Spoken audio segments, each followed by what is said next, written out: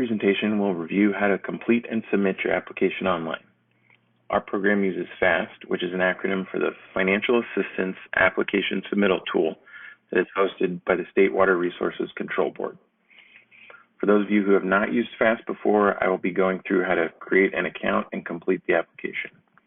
For those of you who have used FAAST, please feel free to use your existing FAAST account to complete the application. All applications must be submitted electronically. Hard copies will not be accepted. So this is the FAAST homepage. The web address is faast.waterboards.ca.gov. This is where you're going to come to log into the system and create an account if you're a first-time user. There are also some helpful resources on the left-hand side of the page, such as the FAQs, how-to videos, and a user manual. And at the bottom of the page are instructions on how to contact the FAAST help desk. The help desk is staffed Monday through Friday from 8 to 5. And you can see there's a phone number and an email address here. And you can contact them if you're having any technical difficulties with the FAAST system. The first thing we're going to do is create an account. And we're going to search for our organization name. And as you can see, a list will appear here with all of the matching organizations, and there'll be possibly multiple pages of results.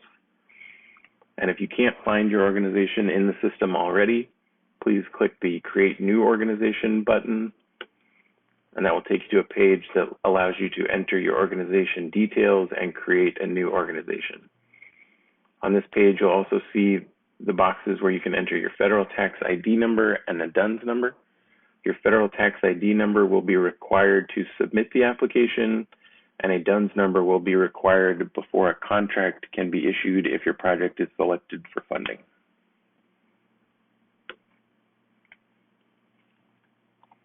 I'm going to select an existing organization, and that's going to take me to a page that lets me create my account by entering my user details.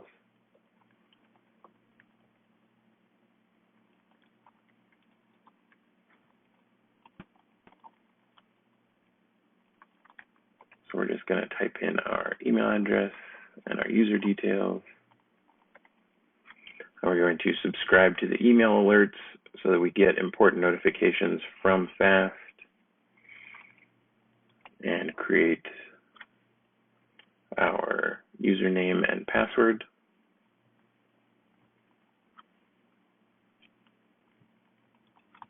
And select a security question. And then when we're all finished, we're going to click Create User Account. And it's going to show us our confirmation page with our username and our security question and answer. And then we're going to navigate back to the login page by clicking this button. And we're going to go ahead and log in with that username and password that we just created.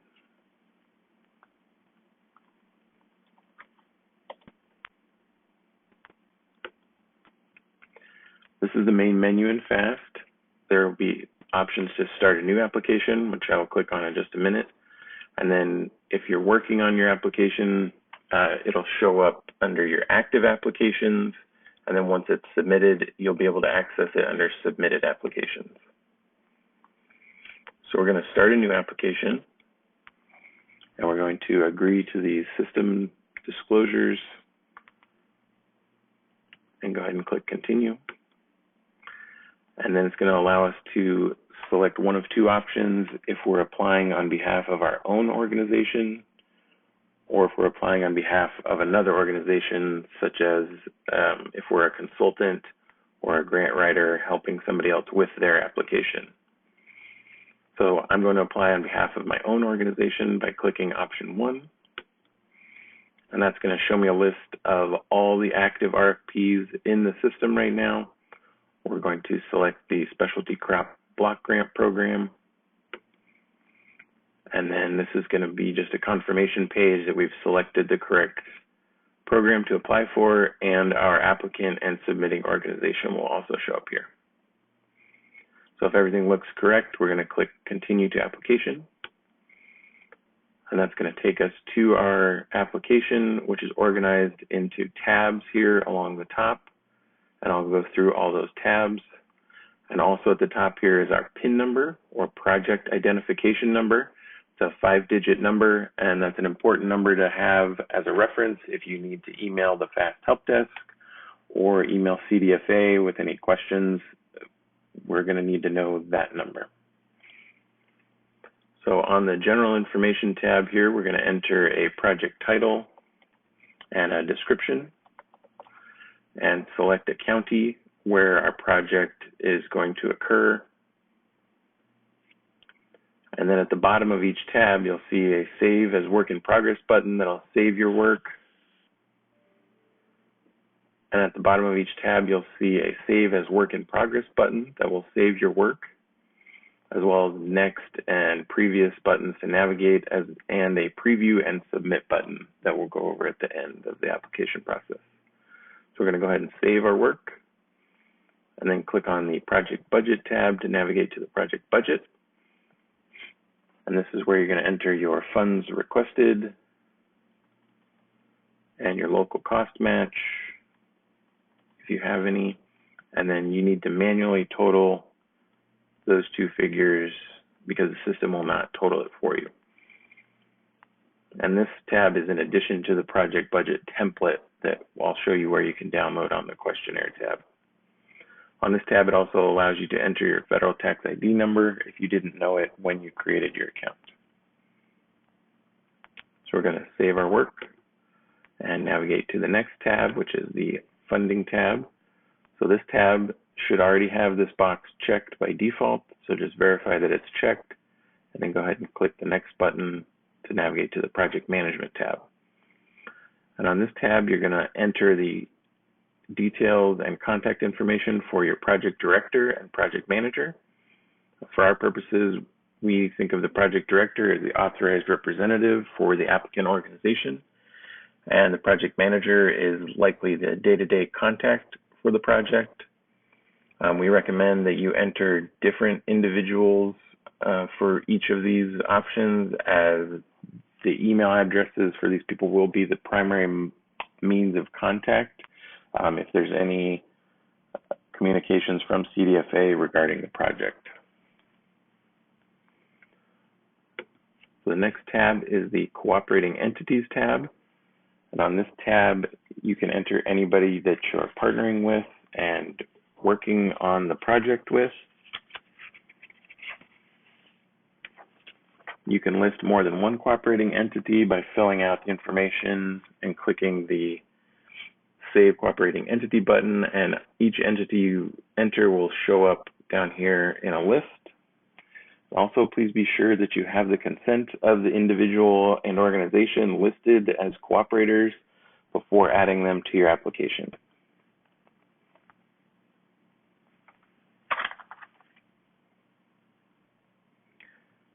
The next tab is the Questionnaire tab. So this is probably where you're going to spend the majority of your time filling out the questions in the application. So I just want to point out that on this tab, there's a 90-minute clock at the top that's counting down. It's real important to pay attention to, because if it does get to 0, it will log you out, and any work you've done since the last time you saved your application will be lost.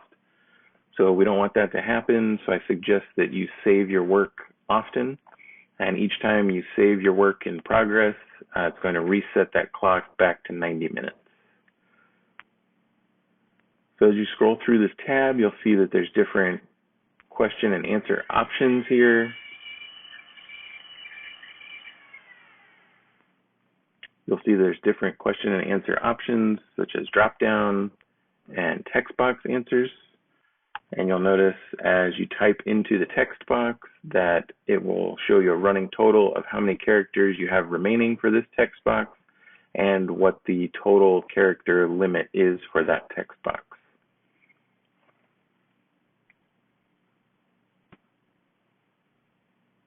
So down here near the bottom of the Questionnaire tab are going to be links to download the outcome measures template as well as the budget template in questions 8 and 11 respectively. So you're going to want to download those and fill those out as part of the application.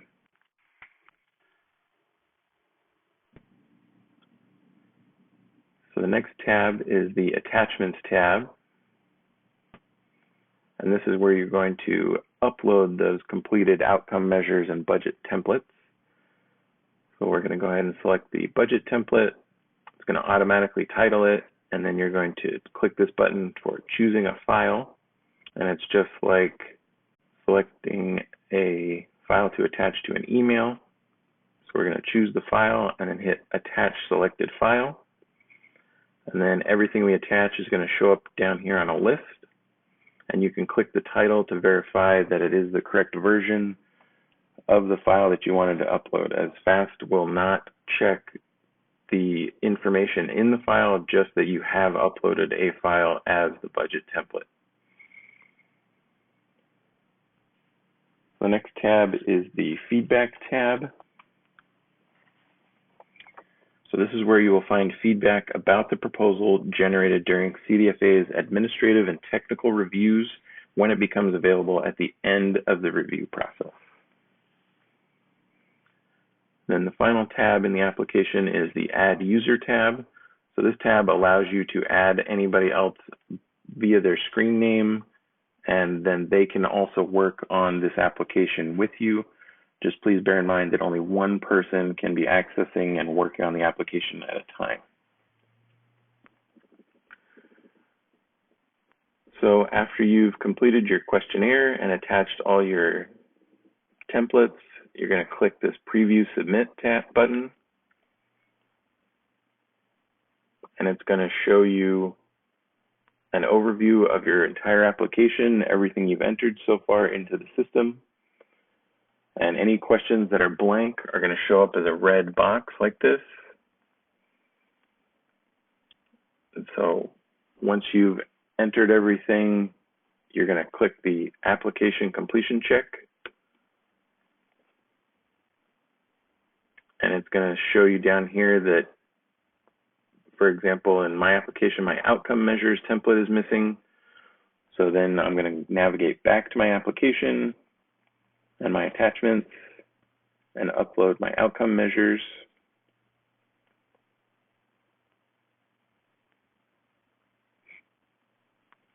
So now that I've done that, we're going to go back and review our application again and hit that completion check.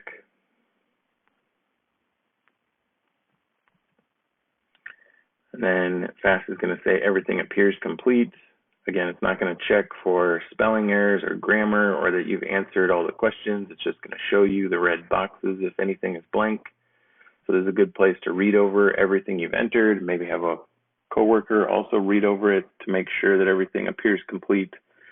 And then if you're satisfied, you're going to go ahead and sign your application by typing in your initials and hit Submit Application. And then you'll get a confirmation screen that shows you your PIN number, as well as how to contact the FAAST Help Desk again if you have any problems. In addition to the screen, you'll also receive an email within 24 hours to confirm the receipt of your application. And once submitted, you will not be able to change any of the information in your application on your own. If it's still before the program deadline, you may contact the FAAST Help Desk and they can send back your application for you to make any changes and resubmit your application before the deadline. Finally, I'd just like to go over a few quick tips for submitting your application. Make sure that you save your application often. Remember, there's a 90-minute timer that will only reset when you've clicked the Save as Work in Progress button. So make sure you save often. Also, please make sure you actually submit your application by selecting that final submit button. Oftentimes applicants stop at the completion check stage, and that's not actually submitting your application. So please make sure you sign by typing in your initials and clicking that submit button. Also, please don't wait until the last minute plan ahead, be proactive, and leave yourself enough time to deal with any possible technical difficulties or other mishaps.